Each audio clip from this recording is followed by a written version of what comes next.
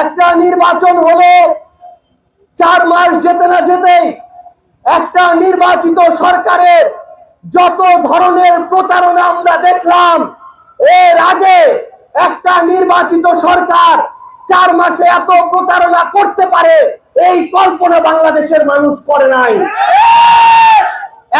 জনাব সালাউদ্দিন আহমেদ রাজপথ থেকে সংসদ প্রত্যেকটা জায়গায় একই কথা বললেন, সংবিধান সংশোধন হয় কিন্তু সংস্কার হয় না।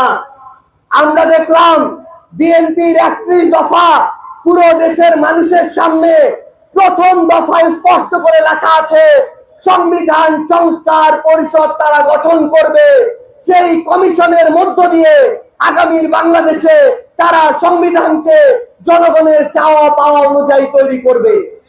তাহলে হয় এই সংবিধান সংস্কার মিথ্যা, অন্যথায় আপনাদের 31 দফা তার চেয়েও বড় মিথ্যা।